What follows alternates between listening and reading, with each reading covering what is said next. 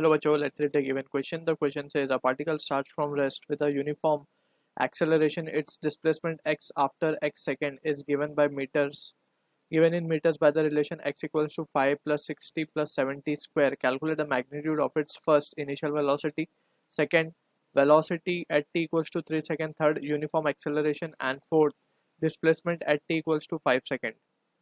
So to understand the question, we need to understand about the concept of uh, terms involved in linear motion, that is velocity, acceleration, displacement, right? So displacement की जब हम we talk, so displacement जिसको हम denote करते हैं basically s से, so it is the we can say it is the shortest distance between initial and final point, इसको हम कहते हैं displacement, ठीक है? और इसको हम कहते हैं कि change in position vector भी is nothing but displacement, ठीक है? So this is what the about displacement is, and we need to understand कि after displacement velocity जो है, velocity is nothing but the rate of change of displacement, that is ds by dt, ठीक है? या फिर first order we can say time derivative of displacement, first order time derivative of displacement is velocity. Acceleration is what? Acceleration is rate of change of velocity, इसको हम v से denote कर रहे हैं, तो acceleration जो है basically a is nothing but is dv by dt. First order time derivative of velocity या फिर second order time derivative of displacement, दोनों तरीके से हम इसको समझ सकते हैं, ठीक है? तो this is how we have to be clear with the terms.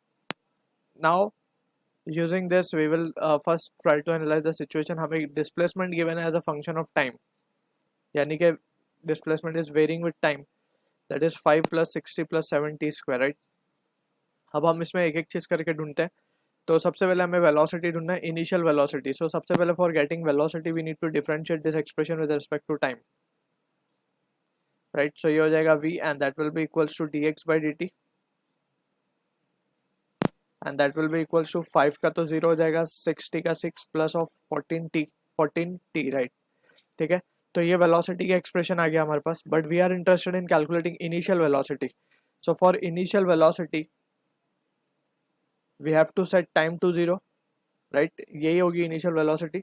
So this will indicate that v will be equals to 6 plus 14 into 0, that will be 6 meter per second. ठीक है, तो first part of the question is done.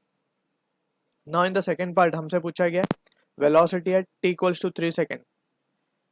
So velocity at t equals to 3 seconds, this is the second part of the question. तो यहाँ पे just हमें t की जगह पे अब क्या रखना होगा? 3 रखना होगा. 6 प्लस 14 इंटू 3, ये हो जाएगा 54. 14 3 ज़ा it is 48 sorry 48 metre per second, ठीक है? Now we can calculate the third part. Third part में हमसे बोला गया है we have to calculate about the uniform acceleration, यानी कि a हमें ढूंढना है. तो a is nothing but it is dv by dt. तो इस एक्सप्रेशन को again we have to differentiating इसको हम एक्सप्रेशन 1 कह देते हैं. Differentiating 1 with respect to time, तो ये आ जाएगा dv by dt and this will be 14 metre per second square, ठीक है ना? एक्सेलरेशन आ गया.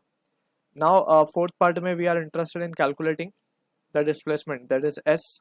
तो s तो हमें इक्वेशन के फॉर्म में ही गिवन है displacement, that is 5 plus 60 plus 70 square, and s at t equals to 5 second में हमें just find करना है. So we will say कि s will be equals to 5 plus 6 into 5 plus 7 into 5 का square. So ये हो जाएगा 5 plus 30 plus 25, 7 जा 7 5 जा 35, 7 to the 14, 175, 210 meters. So this is the answer to the questions we are getting. I hope you understood the solution. All the best.